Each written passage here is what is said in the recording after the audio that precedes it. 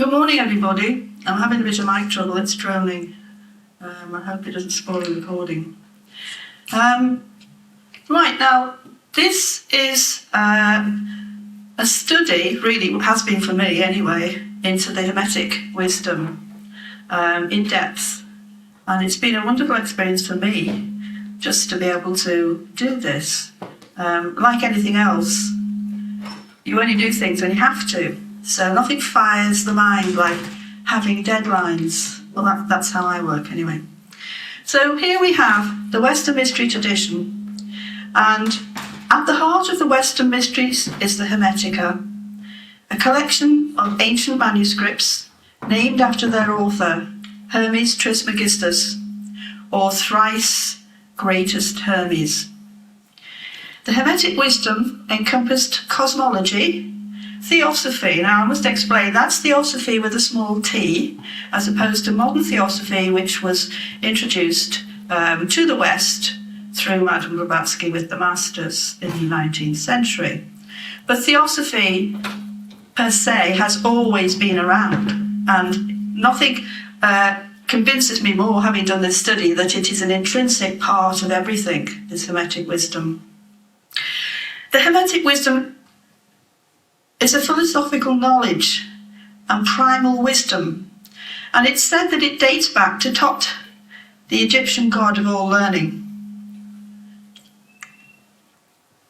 Now here we have the two characters side by side. We have Tot, the ancient, wisest teacher of the Egyptian mysteries, and Hermes. Now Hermes is obviously, it's a Greek word, but it's considered that they're talking about the one and same person, except that the Greeks adopted the Tot and gave it a different name. In astrology, those of you who are astrologers, I'm actually talking about Mercury, which is a Roman name for the same being or archetypal energy.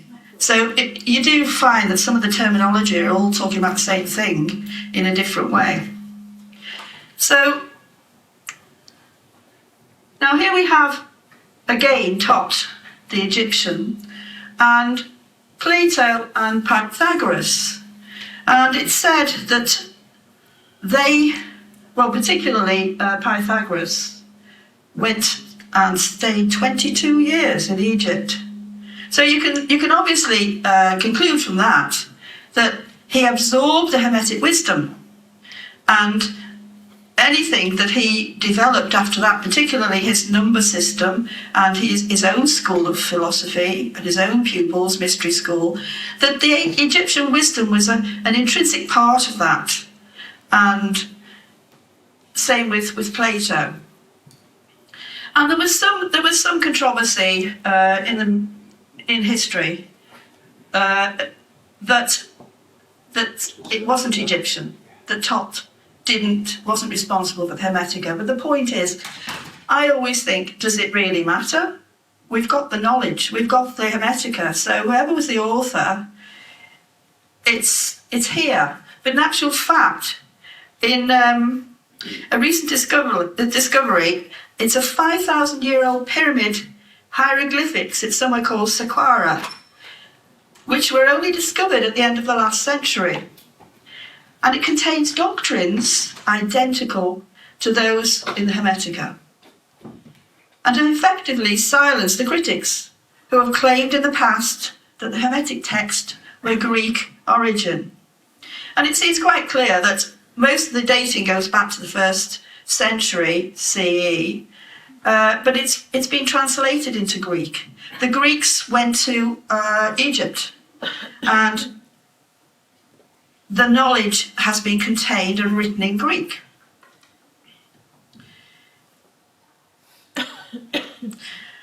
Right, now that's the map of the whole empire of Alexander the Great.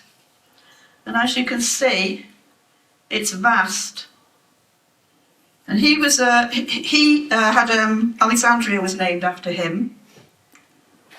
And as we can see, it was famous for two things, apart from the fact that it was very cosmopolitan, because people from all over the empire were drawn to the library. And of course it was famous for the lighthouse, which is the Pharos. So it's a busy, cosmopolitan, Egyptian, Greco-Egyptian, and it was a melting pot of minds and learning, which came about through Alexander. Alexandria was named after Alexander the Great, but it was here that an enlightened ruler called Ptolemy I built a massive Alexandrian library and museum, where the accumulated wisdom of the world and the distant past was collected and housed, with works from Euclid, Archimedes, and the renowned astrologer Ptolemy. There were over 500,000 scrolls and countless works of geometry, mathematics, and science. And here we can see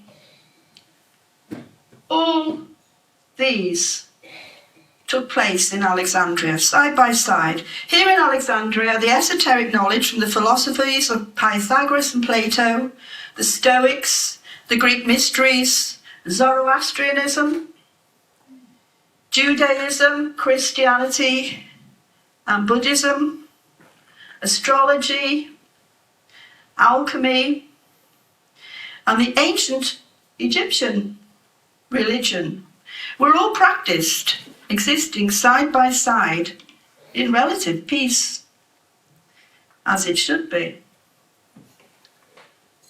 And then, sadly, in 1415, Common Era, the Great Library was destroyed by fire as a result of the extreme intolerance of the Christian Holy Roman Empire, which considered all the great works to be pagan superstition, and should be destroyed. And so the Golden Age came to an end.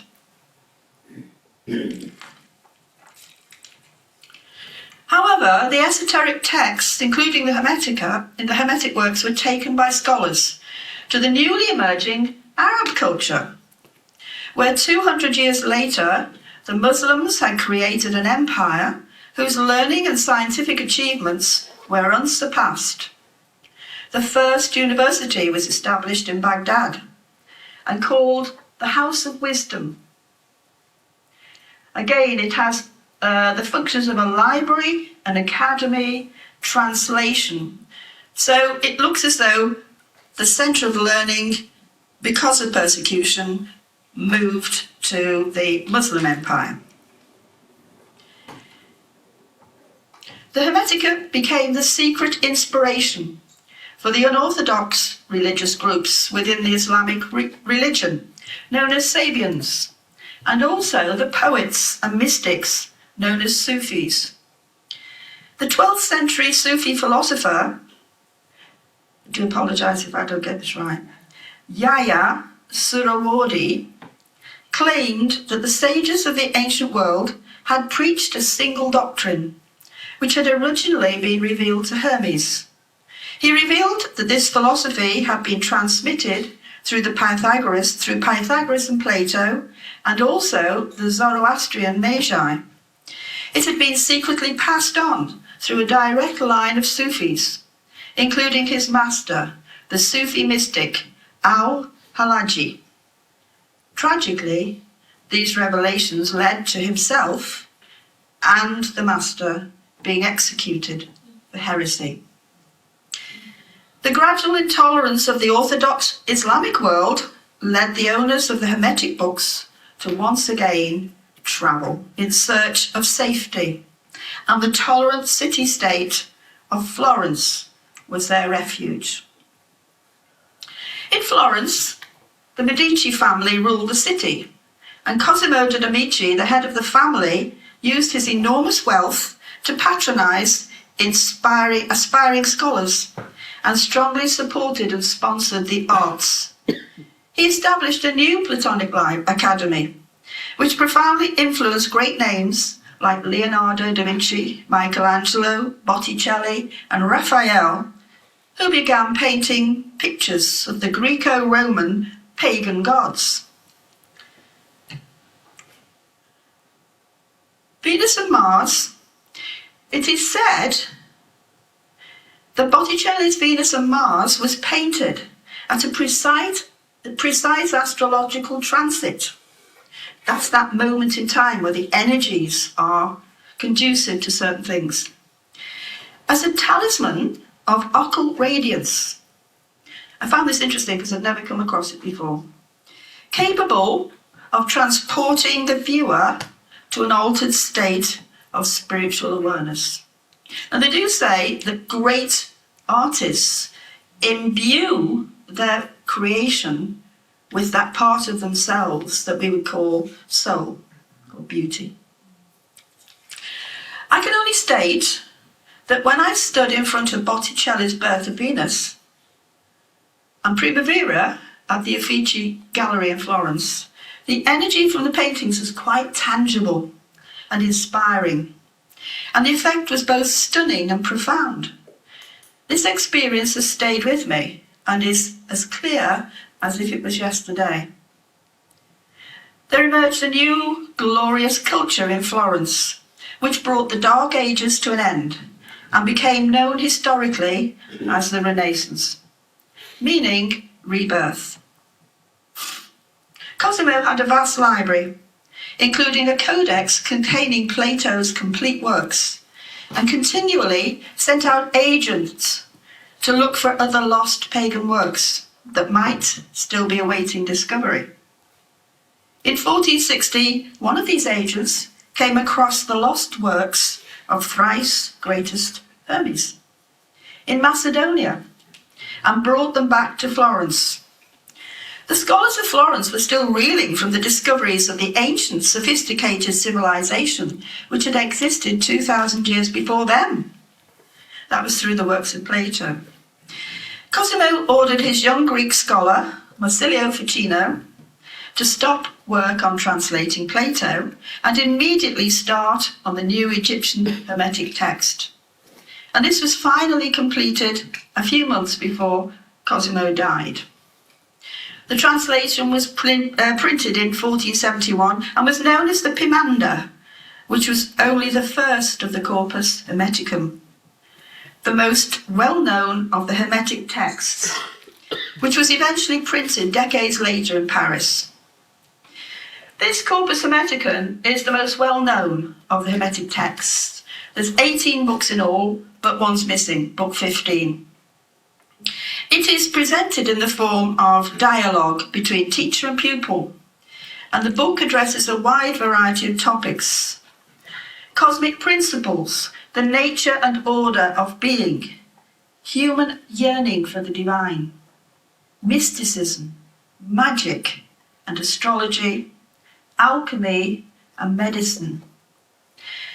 The Hermetic texts would require a lecture in themselves, and this lecture can only give an overview of their profound influence. The teachings contain source material spanning the entire Western esoteric tradition. Pico della Mirandola. Pico was a brilliant young scholar at the Florentine Plato Academy, and he was a pupil of Marsilio Ficino. He added the crucial element of the Jewish Kabbalah. Now, if you study the Kabbalah, it becomes quite apparent that these disciplines all are saying the same thing in different ways. Being a long-term student of Kabbalah and astrology, and now recently I've had to study alchemy, it's so apparent. You see it, and you know exactly how it will relate to the other discipline. These are called correspondences, and this is the essence of the Hermetic philosophy.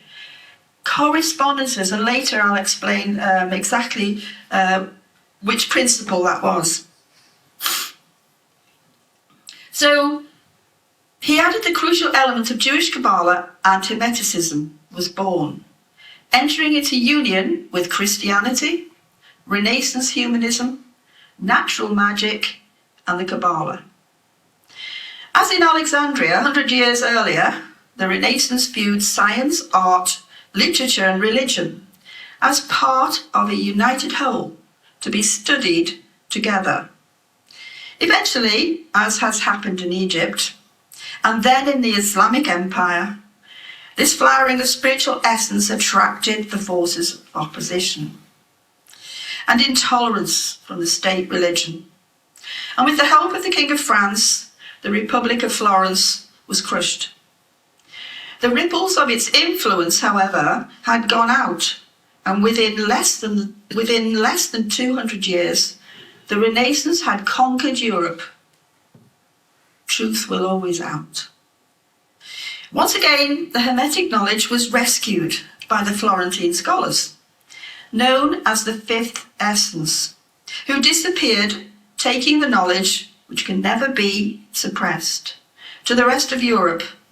The new learning, as Florentine experience became known, spread throughout the Western world, beginning new movements wherever it went, and influencing many great minds up to the present day.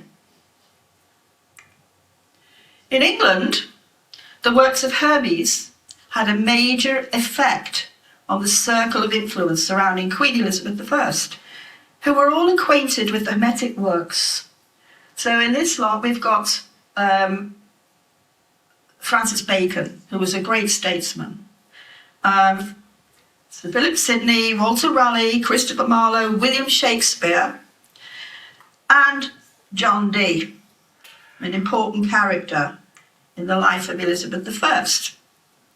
He was an astronomer, occult philosopher, Kabbalist, and also personal astrologer to Queen Elizabeth I. So could you imagine now anybody having a personal astrologer, but it was held in such great esteem as a sacred science?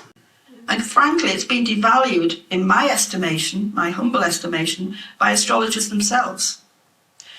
Not criticising any people here, but astrologers do, certain astrologers do what I call, I was going to say mundane astrology, but that's the wrong term, because mundane astrology is actually the astrology of countries. It's just not esoteric anymore. But it is, of course, there is the esoteric astrology, which is bringing it back to where it should be. So here we have John Dee. He was a mathematician and the first to translate Euclid into English.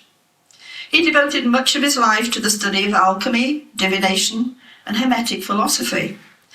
And his private library, one of the largest in Europe, contained practically everything that could be collected in these specialist fields.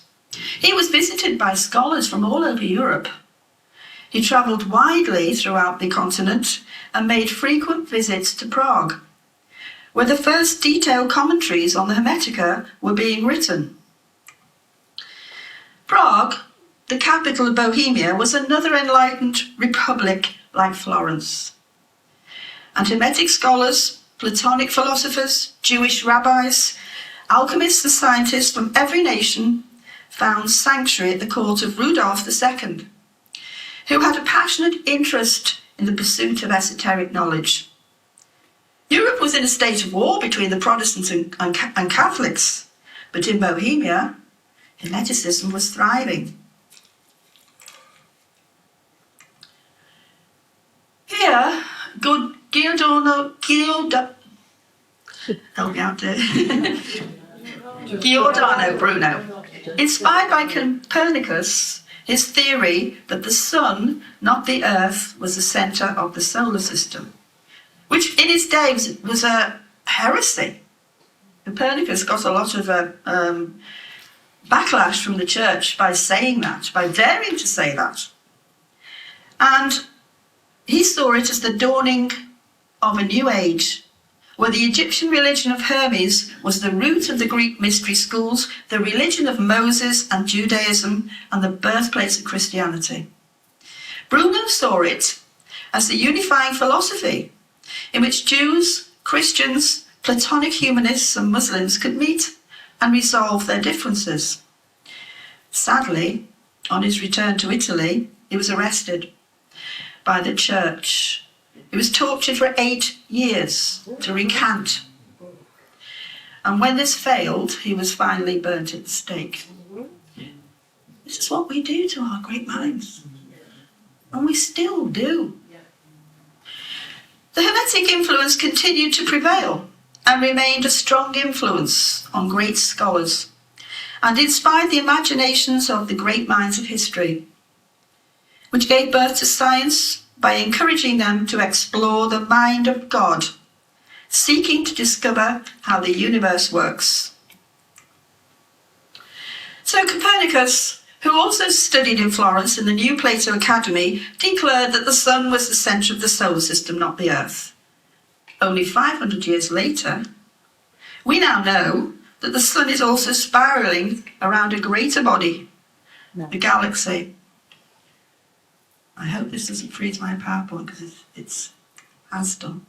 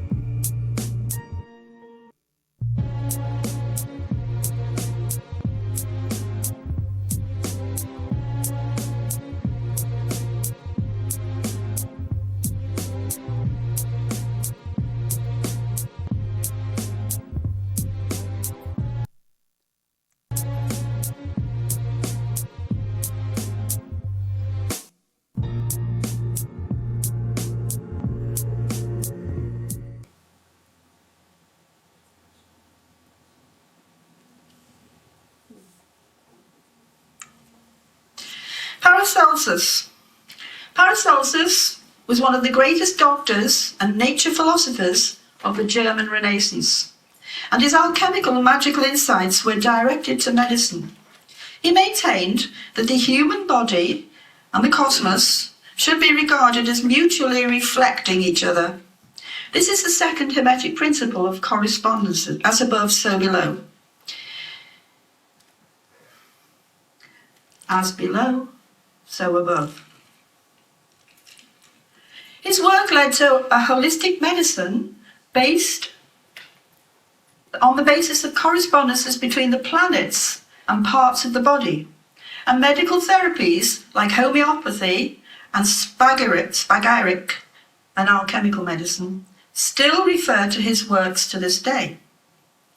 Another great mind.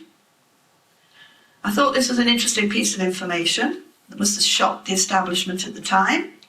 The fact that 329 lots of Newton's manuscripts in his own handwriting went to Sotheby's for auction. He was a mathematician and scientist, renowned for his theory of gravity. He was also an astrologer and passionately interested in alchemy. He translated the Hermetic Emerald Tablet into English, which is amongst his other alchemical papers in King's College Library in Cambridge. Two more great minds. 20th century scientists Albert Einstein and Stephen Hawking still describe science as an attempt to understand the mind of God. That's what drives them. During the turmoil of the German Reformation, the Hermetic wisdom continued to flourish and sparked new movements, such as the Rosicrucians and various branches of Masonry. The legend of Christian Rosenkreuz and the Brotherhood of the Rosy Cross was published as anonymous manifestos, which described a new philosophy based on alchemy, medicine, and healing, as well as maths, and mechanical arts. 200 years later, in the 19th century, the Hermetic Order of the Golden Dawn was created by 3 Rosicrucians and Masons, based on a secret documents from a German source.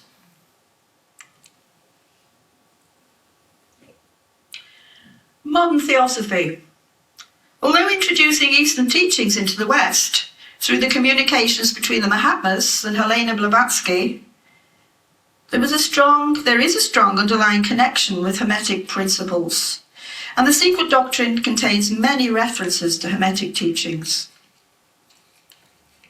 HBB states in the preface of Isis Unveiled, "Our work, then, is a plea for the recognition of the Hermetic philosophy, the ancient universal wisdom religion, as the only possible key to the absolute in science and theology." Which brings me to this wonderful book, which I've just borrowed. Barry, got one on my arm. The Kybalion. So this is the quote from the Kybalion with reference to the Hermetic wisdom. If you haven't read it, I suggest you do. It's a wonderful book. The Kybalion is a study of the Hermetic philosophy of ancient Egypt and Greece, written by 3 initiates, explaining the 7 Hermetic principles, which form the basis for the entire Hermetic philosophy. The first principle is mentalism. And this principle embodies the truth that all is mind. The universe is mental. At the heart of the Hermetic teachings is one idea. Everything that exists is thought within the mind of God. Hermes describes the mind of God as the oneness which unites everything. This is the principle of mentalism. This principle is in keeping with Theosophical teachings, where the Logos, in its third and creative aspect, manifests the universe by the power of divine thought. This is known as cosmic ideation, the world of ideas, potential forms, and archetypes. In the secret doctrine, it says, from the spirit, or cosmic ideation, comes our consciousness. Fohat, in its various manifestations, is the mysterious link between mind and matter, the animating principle electrifying every atom into life. Fohat is the dynamic energy which manifests on every level. It is happening constantly, and if it ever stopped, everything would cease. Further information from Secret Doctrine stanza 3. Fohat hardens the atoms by infusing energy into them. And as we know, everything's composed of atoms of varying kinds. He scatters the atoms, or primordial matter. He scatters himself while scattering matter into atoms. It is through Fohat that the idea of the universal mind are impressed on matter. The Hermetic text states that the mind of a human being is made in the image of the cosmic mind. And if we can free ourselves from the limitations of matter, we can experience the mind of God. This is the spiritual goal of human life, to expand consciousness using the higher mind. The second Hermetic principle is correspondence. And this is where the famous Hermetic axiom is, as above, so below, as below, so above. This places man at the centre of creation, where Hermes declares man is a marvel. With his mind, he may not only understand the universe, but even come to know God.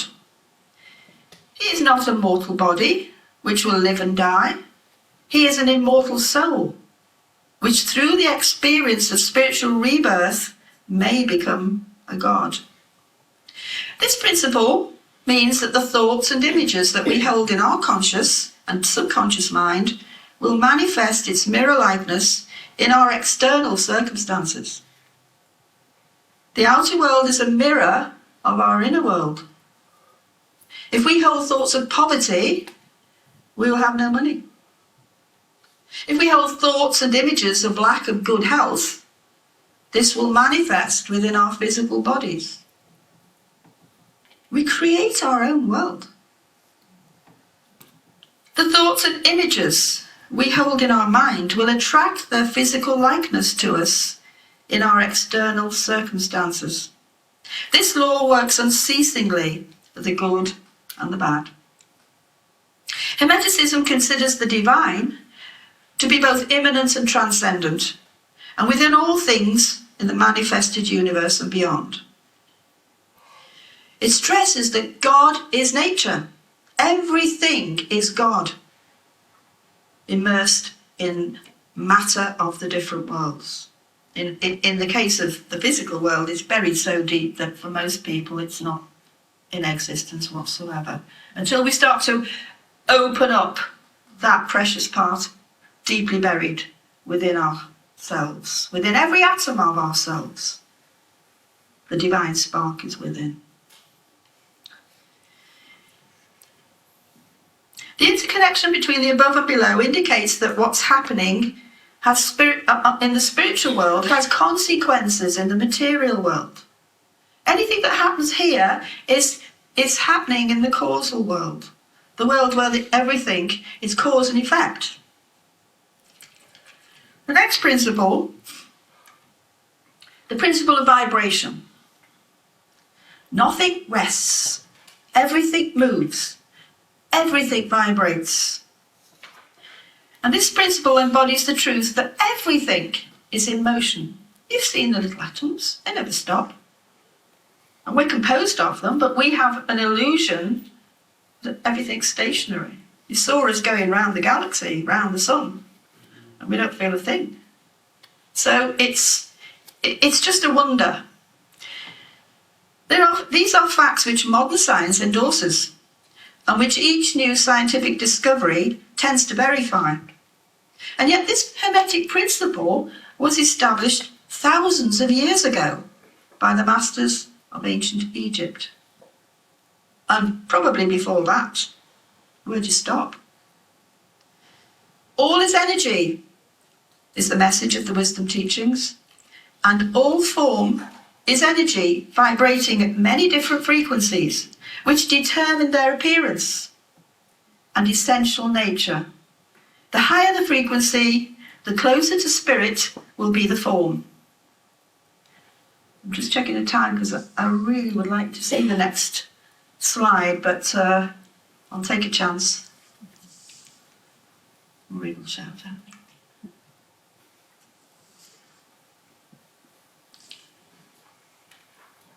Self-similar spiral patterns of the Romanesco broccoli to the arms of galaxies. Logarithmic spirals are a ubiquitous and archetypal pattern. Our own Milky Way galaxy has several spiral arms which are logarithmic spirals with a pitch of about 12 degrees. The greater the pitch of the spiral, the tighter the turns. When you observe a plant growing in time-lapse video, you witness it dancing with the spiral of life.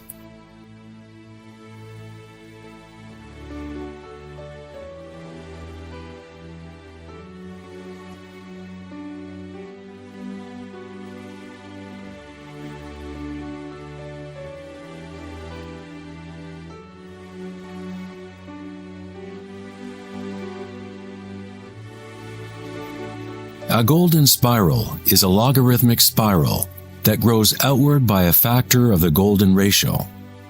The golden ratio is a special mathematical relationship that pops up over and over in nature. The pattern that is observable follows what is called the Fibonacci series, or Fibonacci sequence. The Fibonacci series unfolds such that each number is the sum of the previous two numbers. The German mathematician and astronomer Kepler discovered that self-similar spiral patterns are observable in the way leaves are arranged on stems of plants, or in the floret and petal arrangements of flowers. Leonardo da Vinci observed that the spacing of leaves was often in spiral patterns. These patterns are called phyllotaxis patterns, or leaf arrangement patterns.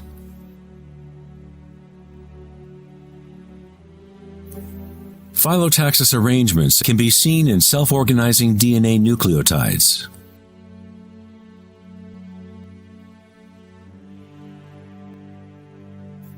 And in everything from the family trees of reproducing rabbits to pine cones, cacti, to snowflakes, and in simple organisms such as diatoms.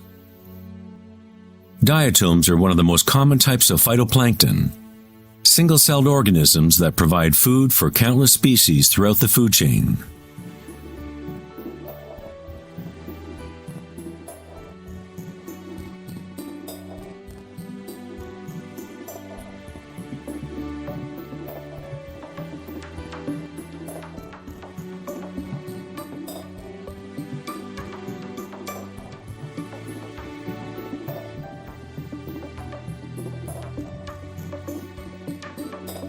How much math do you need to know to be a sunflower or a bee?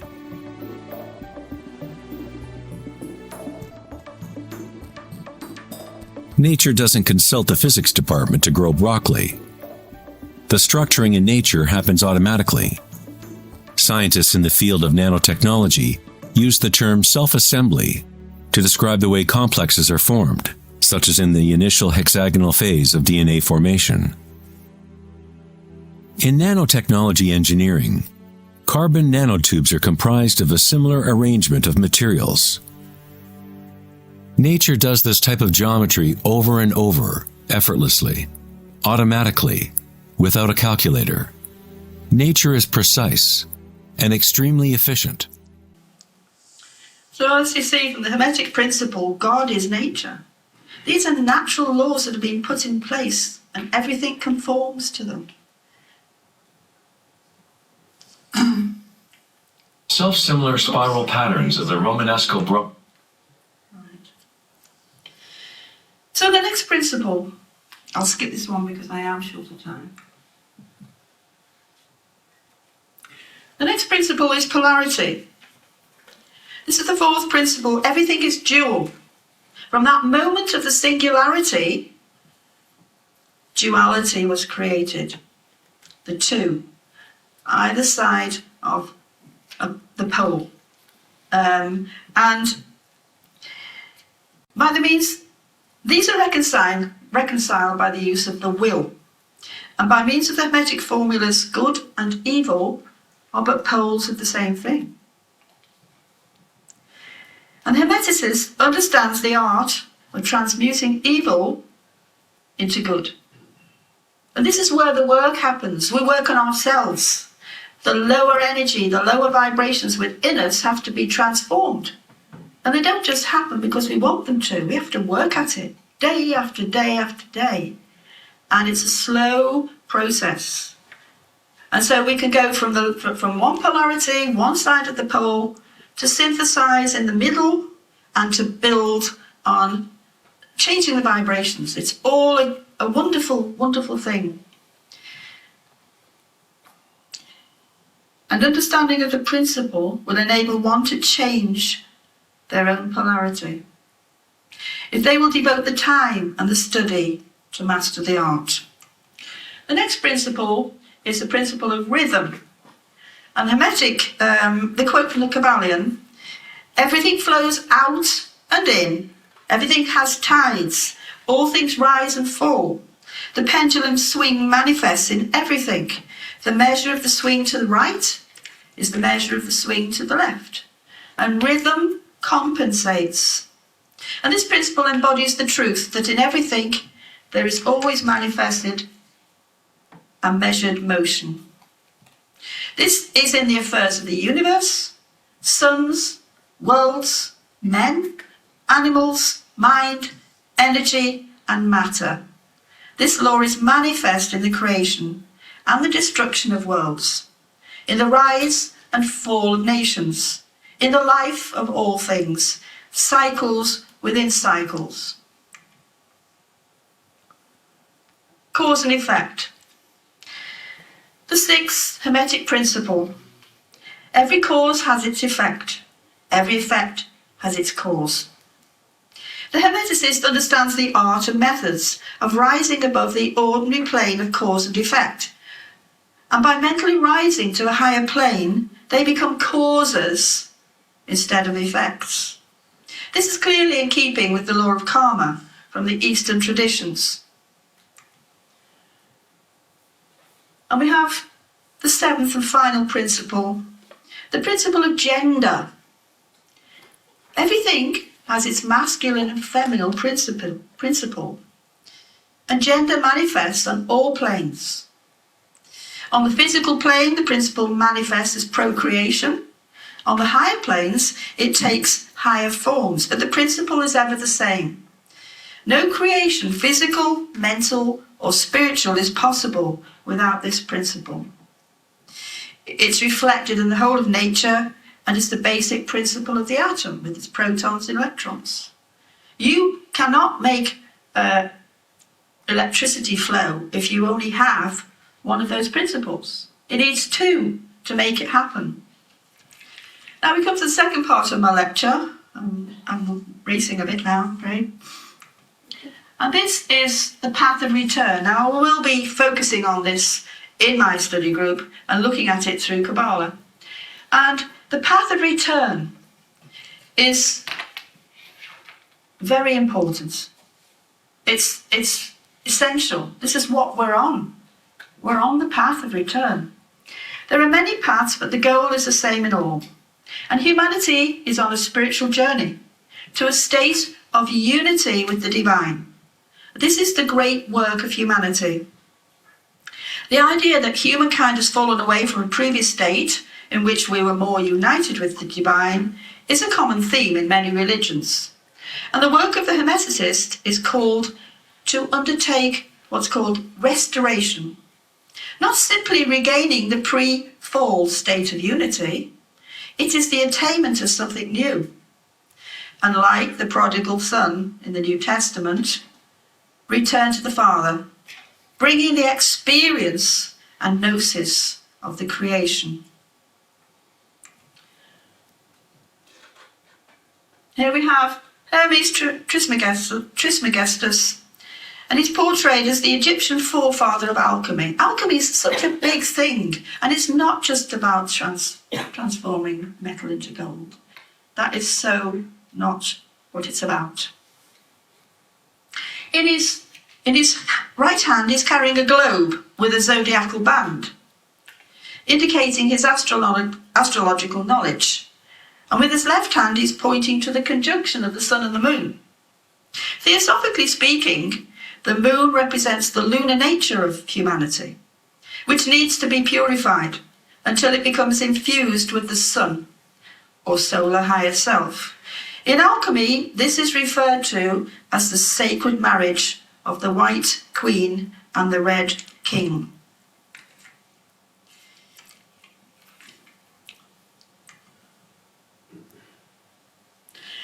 More alchemical, I can't go into it now, I'm afraid, but there's 4 stages, and the whole process is that transformation. Transmutation to transformation takes place through a process of transmutation at an atomic level, where at a critical point in the process, matter changes its form. This process is a purification of the lower vehicles, which changes the frequency. And here again we have the Hermetic principle of vibration. The frequency decides what the form is. And so at critical points in a human development, there is an expansion of consciousness. These critical points are initiations and involves activating the energy centers within the subtle body. The alchemical process is reflected in the third Hermetic principle of vibration. I won't be long, Maureen.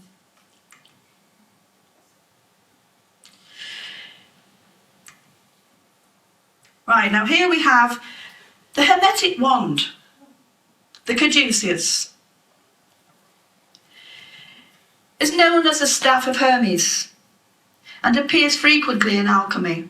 The message is in alchemy, Kabbalah, Rosicrucian, Masonry and Theosophy, as well as many others. And it appears frequently. Hermes called the serpent the most spiritual of all things, and the twin serpents appeared as far back as ancient Mesopotamia, in works of art and artifacts from that time.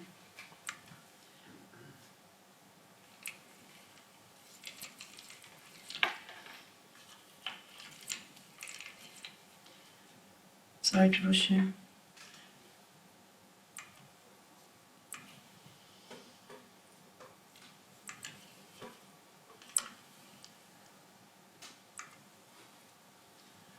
So all these artifacts, I mean, those over there are Syrian.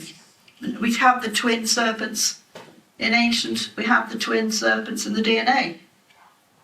We have the twin serpents which actually fit onto the chakras. And all along, topped by the pineal cone. So, bringing this to a conclusion, this says it all.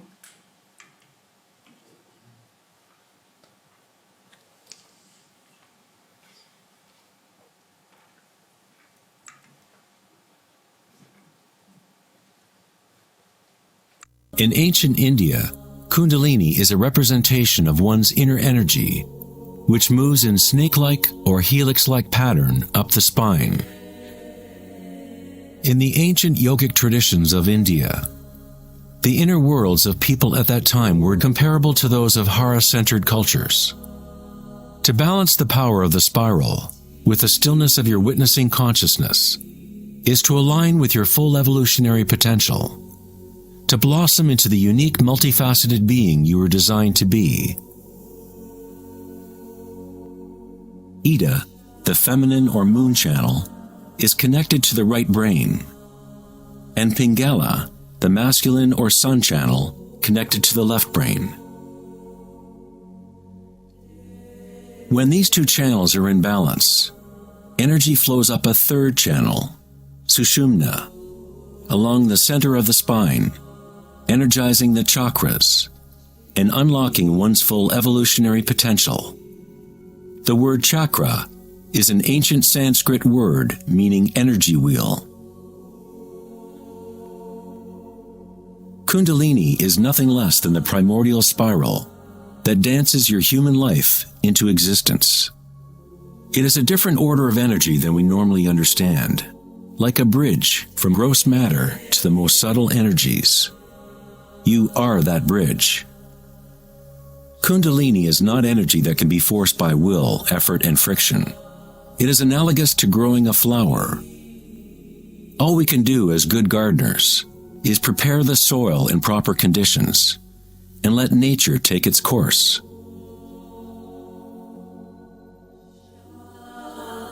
If you force a flower to open prematurely, you will destroy it. It grows with its own intelligence, with its own self-organizing direction. The egoic mind, which fixates on the outer world, is what keeps you from experiencing your true inner vibratory nature. When consciousness is turned within, it becomes like the sun's rays, and the lotus within begins to grow. As Kundalini awakens within oneself, one begins to see the signature of the spiral in all things, in all patterns within and without. This spiral is the link between our inner worlds and our outer worlds.